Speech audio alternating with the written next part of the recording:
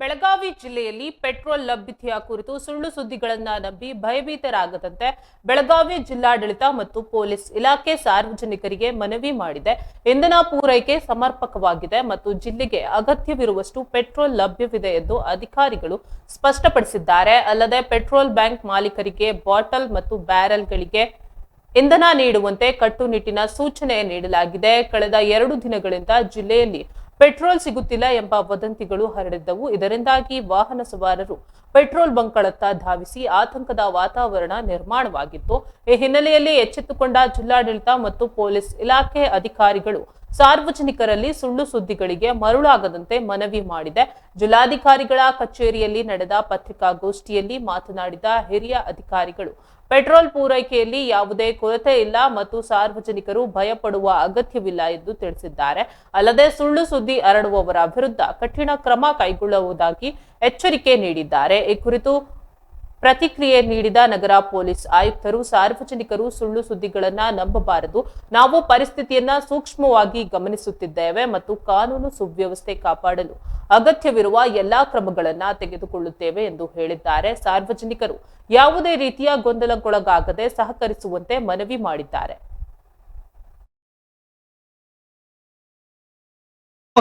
ಯುದ್ಧದ ಎಫೆಕ್ಟ್ ತಗೊಳ್ತೀನಿ. ಫಸ್ಟ್ ನಾನು ಪೆಟ್ರೋಲ್ ಬಗ್ಗೆ ಹೇಳ್ತೀನಿ.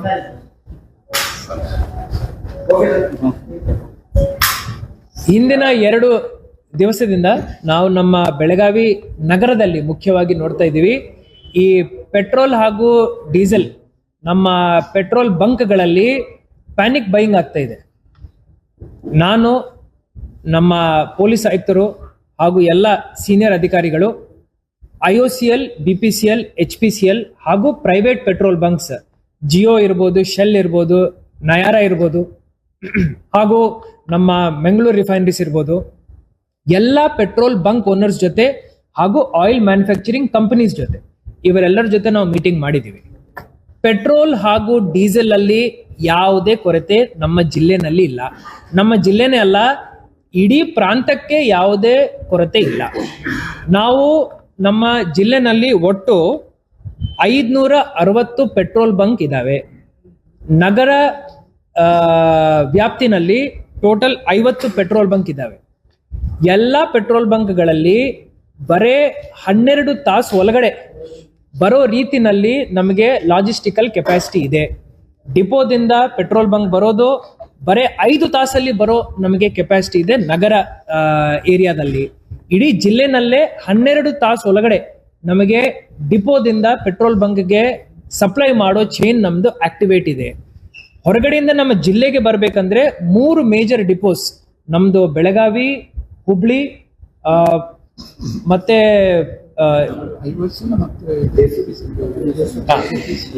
ಧಾರವಾಡ. ಸೊ ಈ 3 ಪ್ರಾಂತಗಳಿಂದ ಬೆಳಗಾವಿಗೆ ಸಪ್ಲೈ ಆಗುತ್ತೆ. ಈ 3 ಪ್ರಾಂತಗಳ ಡಿಪೋ ಮ್ಯಾನೇಜರ್ ಜೊತೆ ನಾವು ಮಾತಾಡಿದೀವಿ. ನಮಗೆ ಮೇಜರ್ ಇನ್ಪುಟ್ ಸಪ್ಲೈ ಏನ್ ಬರುತ್ತೆ ಅದನ್ನು T+1 ಡೇ, ಇವತ್ತು ನೀವು ಇಂಡೆಂಟ್ ಹಾಕಿದ್ದೀರಂದ್ರೆ ನಾಳೆ ಸಂಜೆ ಒಳಗಡೆ ನಮ್ಮ ಡಿಪೋಗೆ ಬಂದು ಪೆಟ್ರೋಲ್ ಹಾಗೂ ಡೀಸೆಲ್ ಇಲ್ಲಿ ಮುಟ್ಟುತ್ತೆ. ಈ ಸಂದರ್ಭ ಇದ್ದಾಗ V request all the citizens, ಎಲ್ಲ ನಾವು ಸಾರ್ವಜನಿಕರಿಗೆ ಮನವಿ ಮಾಡ್ಕೊಳ್ತಾ ಇದ್ದೀವಿ, ಯಾವುದೇ ಪ್ಯಾನಿಕ್ ಬೈಯಿಂಗ್ ಮಾಡೋ ಅವಶ್ಯಕತೆ ಇಲ್ಲ. ಈಗ ನಾವು ರೊಟೀನ್ಲಿ ನೋಡ್ಬೇಕಂದ್ರೆ on a normal day 138 kilo litre ನಾವು ನಮ್ಮ ಬೆಳಗಾವಿ ನಗರದಲ್ಲಿ ಡೀಸೆಲ್ ಪೆಟ್ರೋಲ್ನು ಕನ್ಸ್ಯೂಮ್ ಮಾಡ್ತೀವಿ. 136 ಕಿಲೋ ಲೀಟರ್ ಅಂದ್ರೆ 136 ಸಾವಿರ ಲೀಟರ್ಗಳನ್ನು ನಾವು ಡೀಸೆಲ್ ನಮ್ಮ ನಗರದಲ್ಲಿ ನಾವು ಸಪ್ಲೈ ಮಾಡ್ತೀವಿ, ಇಲ್ಲಿಂದ ಡಿಸ್ಟ್ರಿಬ್ಯೂಟ್ ಮಾಡ್ತೀವಿ. ಇಷ್ಟು ಡಿಮಾಂಡ್ ಇದೆ ನಮ್ಮ ನಗರದಲ್ಲಿ. ಹಿಂದಿನ 2 ದಿವಸದಲ್ಲಿ ಇದು ಬರೇ ಪ್ಯಾನಿಕ್ ಬೈಯಿಂಗ್.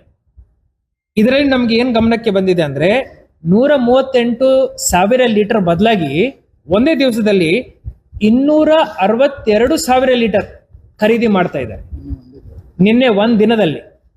ಇದರಲ್ಲಿ 2 ವಿಚಾರಗಳು ಹೊರಗಡೆ ಬರ್ತವೆ. ಒಂದು, ಜನರಲ್ಲಿ ಪ್ಯಾನಿಕ್ ಇರ್ಬೋದು.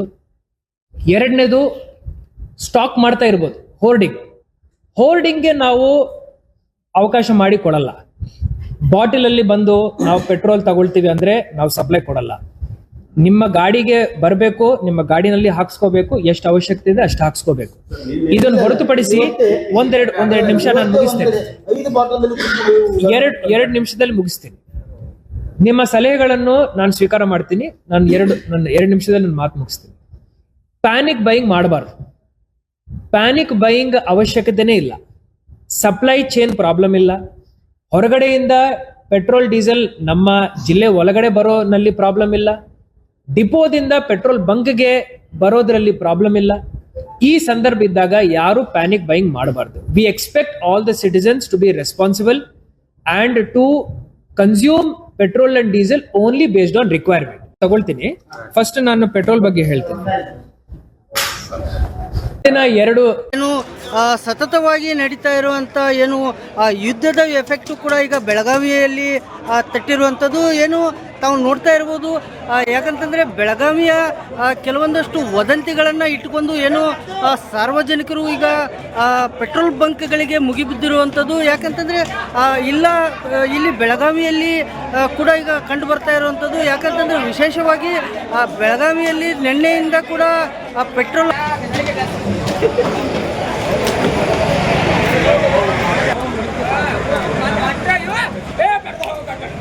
ತಗೊಳ್ತೀನಿ. ಫಸ್ಟ್ ನಾನು ಪೆಟ್ರೋಲ್ ಬಗ್ಗೆ ಹೇಳ್ತೀನಿ.